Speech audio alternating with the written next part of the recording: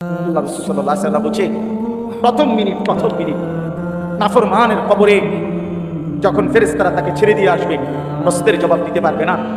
আল্লাহ তাআলা বলবেন ফেরেশতাকে, ফাআফরিশু মিনান নার, এই ফেরেশতারা এই বেঈমানের কবরের মধ্যে জাহান্নামের বিছানা বিছায়া দে, তার গায়ে জাহান্নামের পোশাক পরায়া দে, ওয়ালবাসুহু মিনান নার। এরপরে নবী বলেন, কবরের মাটি তাকে প্রথম মিনিটেই ডান দিকের মাটি একটা ধাক্কা মারবে, বাম দিকের মাটি ডান দিকে চলে আসবে, ডান দিকের হাড্ডি পাথরের হাড় ভাঙ্গা বাম দিকে যাবে, বাম দিকের গুলো ভাঙ্গা এদিকে চলে আসবে।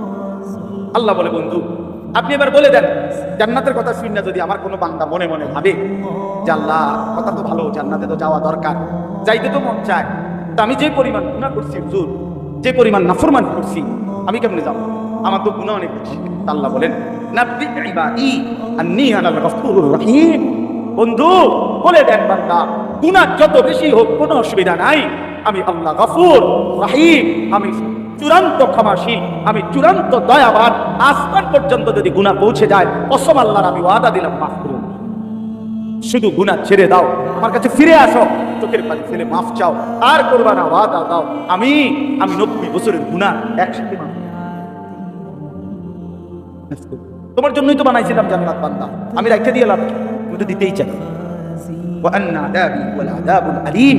এই সর্বশেষ আল্লাহ বলছে যে হে বান্দা, এই দেখেন কথাটা শেয়ার, ছেলেরা তোমরা বলো, ভাই শোনো, শেষ কথা আল্লাহ তাআলা নবীকে বলছে, বন্ধু এতভাবে বললাম, জান্নাতের সৌন্দর্যের বর্ণনা দিলাম, আমি মাফ করে দিব কইছি, হয় ফিরে আসলে মাফ, 90 বছর হোক 70 বছর হোক, আসমান পরিমাণ হোক, এরপরও আমি বলছি গুনাহ যদি ছেড়ে দেয়, আবার নতুন করে যদি আমার ইবাদত শুরু করে, আমি পিছনেরটা কি করে দেব?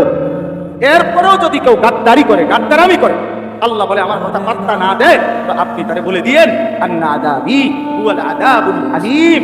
এই নাফরমান, মনে রাখিস আমি আল্লাহর আযাব কিন্তু বড়ই ভয়ানক। রাসূলুল্লাহ সাল্লাল্লাহু আলাইহি ওয়াসাল্লাম বলেন, আর-রাজুলু আলা দীনি খালিলিহি। নবী সাল্লাল্লাহু আলাইহি ওয়াসাল্লাম বলেন, প্রত্যেক ব্যক্তি তার বন্ধুর দ্বারা প্রভাবিত হয়, বন্ধুর রঙে রঙিন হয়, বন্ধুর সাজে নিজেকে সাজায়। ফালিয়ানজুর আহাদুকুম মান খালি। অতএব তোমরা লক্ষ্য রেখো, নবীজি বলছে কাকে বন্ধু বানানো যায়, মান ইউখালিলু, কাকে খলিল বন্ধু বানানো যায়।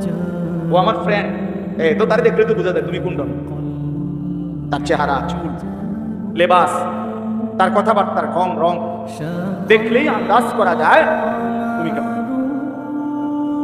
বয়স্কদেরকেও চিনা যায়, নওজোয়ানকেও চিনা। আমি অনেক সময় বলি, বয়স্ক মানুষ যারা আপনার সাথে ডানে বামের সবাই 5-6 জন বসা, সবাই বিড়ি সিগারেট খায়, আপনি যদি এর মাঝখান দিয়ে বলেন যে আমি একজন জোনায়েত বাগদাদ, না আমরা বুঝি চাচা, আমরা কোনো সিরা খাই না, ভাত খাই, আমরা আজকে দুপুরে ভাত খাইছি, জিরা দিয়ে পানি দিয়ে ভিজে গেছি। আপনার সাথে 5-6 জন বিড়ি খাই না বেড়াইতে লোক, আপনি বইয়া রয়েছেন, আপনি জোনায়েত বাগদাদ, আমরা বুঝি না। আপনি কি ডকের মানুষ,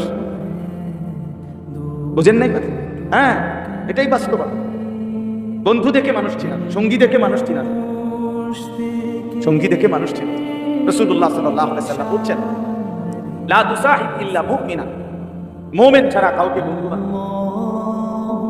ওয়ালা ইয়াকুল মালাকা ইল্লা তাকিয়ুন, মুত্তাকি আল্লাহওয়ালা দিনদার ছাড়া নিজের মাল, নিজের সম্পদ মহব্বত করে কাউকে খাওয়াইও।